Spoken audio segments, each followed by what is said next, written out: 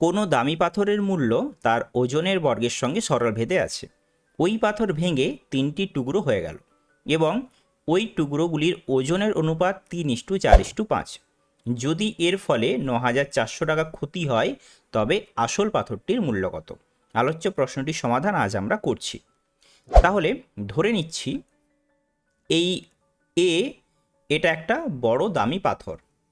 এটা ভেঙে 3টে টুকরো হয়েছে। 3টে টুকরোর নাম আমরা ধরে নিচ্ছি, একটা বি, একটা সি, একটা ডি। এই 3টে টুকরো হয়েছে।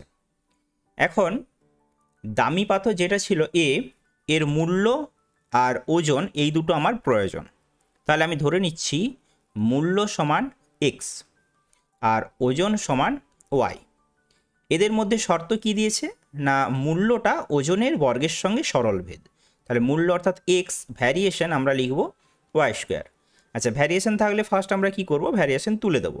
তাহলে এক্স সমান কে ইন্টু ওয়াই স্কোয়ার। এখানে কেটা কি হচ্ছে, অশূন্য ভেদ ধ্রুবক, মানে কে নট ইকুয়াল টু 0। এবার বলেছে যে এই 3টে টুকরো যখন ভেঙে গেছে, এ থেকে আমরা বি, সি, ডি এই 3টে টুকরো হয়ে গেছে, তখন তাদের ওজনের অনুপাত 3:4:5 হয়েছে। তাহলে বি এর ওজনের অনুপাত আমরা ধরে নেব 3y, সি এর জন্য কত হচ্ছে 4y, আর ডি এর জন্য হচ্ছে 5y। তাহলে মোট কত হচ্ছে, এটাকে আমরা যোগ করব। তাহলে এটা যোগ করলে আমরা পাচ্ছি কত, 12y। তাহলে এই এর টোটাল ওজন হচ্ছে 12y। তাহলে এই ওজনটা ছিল 12y, এখন সেটা 3y, 4y, 5y ভেঙে গেছে। এক্ষেত্রে যখন ভাঙছে তখন কি হচ্ছে না, বর্গের সঙ্গে সরল ভেদে ভাঙছে। সেই কারণে কি হবে, যে পরিমাণ টাকা ছিল এই 3টে টাকাকে যদি যোগ করি, মূল্যগুলো যদি যোগ করি, তাহলে কিন্তু সমান আসবে না, কারণ মূল্য ওজনের বর্গের সঙ্গে সরল ভেদে পরিবর্তিত হয়েছে। সেই কারণে এদের যখনই 3টেতে ভেঙে যাবে কিছু পরিমাণ লস হয়ে যাচ্ছে। সেই লসটা কত বলেছে, 9,400 টাকা। তাহলে আমরা এখন কি করি, প্রথমে এই যে 12y ওজন আছে এর জন্য ঠিক কত মূল্য আছে সেটা বের করি। তাহলে আমরা লিখতে পারি এর ক্ষেত্রে, তাহলে এর ক্ষেত্রে এক্স সমান কত হবে, কে ইন্টু ওয়াই, অর্থাৎ 12y হয়ে যাচ্ছে তখন, তার হোল স্কোয়ার। তাহলে সমান আমরা কি লিখতে পারবো, কে ইন্টু 144 ওয়াই স্কোয়ার। আচ্ছা, যখন আমরা বি লিখব তাহলে বি এর ক্ষেত্রে আমরা কি পাবো, বি এর ক্ষেত্রে এক্স সমান পাবো কে ইন্টু 3y এর হোল স্কোয়ার সমান কে ইন্টু 9y স্কোয়ার। তাহলে সি এর ক্ষেত্রে আমরা এক্স পাবো কে ইন্টু 4y এর হোল স্কোয়ার, অর্থাৎ কে ইন্টু 16y স্কোয়ার।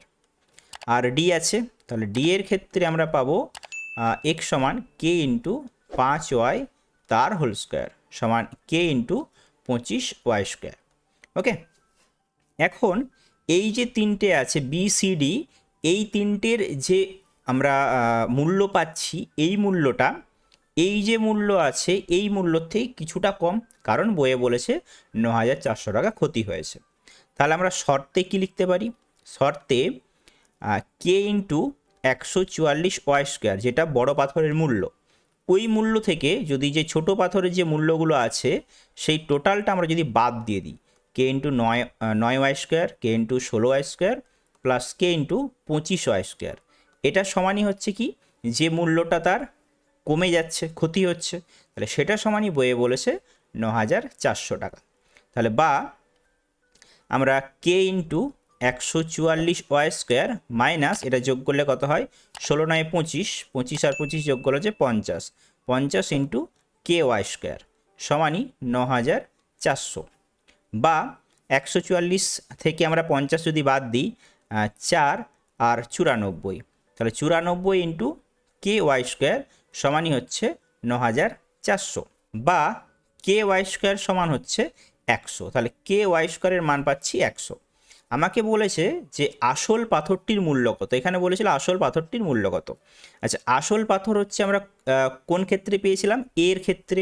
তাহলে এ হচ্ছে এটা আসল পাথর, তার মূল্য এক্স সমান আমরা কি পেয়েছিলাম, কে ইন্টু 144 ওয়াই স্কোয়ার। ওকে, তাহলে আমরা এর মূল্য সমান কত লিখতে পারবো, অতএব আসল পাথরটির মূল্য সমান কে আর কেন হবে, কে ওয়াই এর মান আমরা পেয়ে গেছি, 144 গুণিত কে ওয়াই স্কোয়ারের মান হচ্ছে 100 সমান 14,400 টাকা। এমনই আরও গুরুত্বপূর্ণ অঙ্কের সলিউশন পেতে অবশ্যই সমিত একাডেমি তোমরা সাবস্ক্রাইব করে রাখো। অঙ্কটি ভালো লাগলে লাইক কমেন্ট এবং বন্ধুদের সঙ্গে শেয়ারও করো।